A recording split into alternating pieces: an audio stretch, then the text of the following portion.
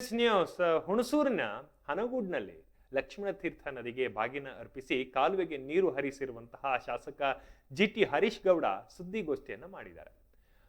ಹುಣಸೂರು ತಾಲೂಕಿನ ಹನಗೋಡ್ನಲ್ಲಿ ಇಂದು ಅಂದ್ರೆ ಜೀವನದಿಯಾಗಿ ಹರಿತಾ ಇರುವಂತಹ ಲಕ್ಷ್ಮಣ ತೀರ್ಥಕ್ಕೆ ಸಾಂಪ್ರದಾಯಿಕವಾಗಿ ಬಾಗಿನ ಅರ್ಪಿಸಿ ಕಾಲುವೆಗೆ ವಿಶೇಷ ಪೂಜೆಯನ್ನ ಸಲ್ಲಿಸಿದ ಬಳಿಕ ಗೇಟ್ಗಳನ್ನ ಅಂದ್ರೆ ಆ ನದಿಗೆ ಹಾಕಿರುವಂತಹ ಗೇಟ್ ಅನ್ನ ತೆಗೆಯುವಂತಹ ಮೂಲಕ ನೀರು ಹರಿಸುವಂತಹ ಮಹತ್ವದ ಕಾರ್ಯಕ್ಕೆ ಹುಣಸೂರು ಕ್ಷೇತ್ರದ ಶಾಸಕ ಜಿಟಿ ಹರೀಶ್ ಗೌಡ ಅವರು ಅಧಿಕೃತವಾಗಿ ಚಾಲನೆಯನ್ನು ನೀಡಿದರು.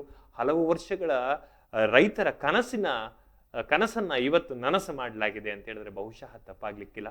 ರೈತರ ಬಹುದಿನಗಳ ನಿರೀಕ್ಷೆಗೆ ಸ್ಪಂದಿಸಿದಂತಹ ಈ ಮಹತ್ವದ ಕ್ಷಣದ ಬಗ್ಗೆ ಸಂತಸವನ್ನ ಶಾಸಕರು ಹಂಚಿಕೊಂಡಿದ್ದಾರೆ.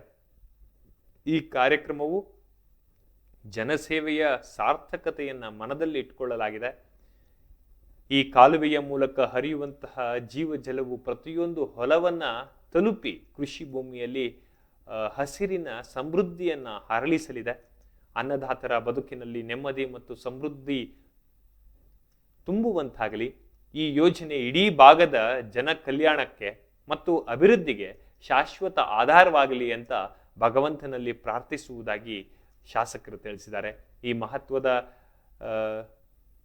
ಜಲಾವರಣದ ಸಂದರ್ಭದಲ್ಲಿ ಕಾವೇರಿ ನೀರಾವರಿ ನಿಗಮ ಹಾಗೂ ಸಂಬಂಧಿತ ಇಲಾಖೆಯ ಉನ್ನತ ಅಧಿಕಾರಿಗಳು, ಪ್ರಮುಖ ಇಂಜಿನಿಯರ್ಗಳು, ತಾಲೂಕಿನ ಹಿರಿಯ ರೈತ ಮುಖಂಡರುಗಳು ಹಾಗೂ ಸ್ಥಳೀಯರು, ಜನಪ್ರತಿನಿಧಿಗಳು ಉಪಸ್ಥಿತರಿದ್ದರು. ಶಾಸಕರ ಕಾರ್ಯಕ್ಕೆ ಇದೀಗ ಎಲ್ಲೆಡೆ ಶ್ಲಾಘನೆ ವ್ಯಕ್ತವಾಗ್ತಾ ಇದೆ.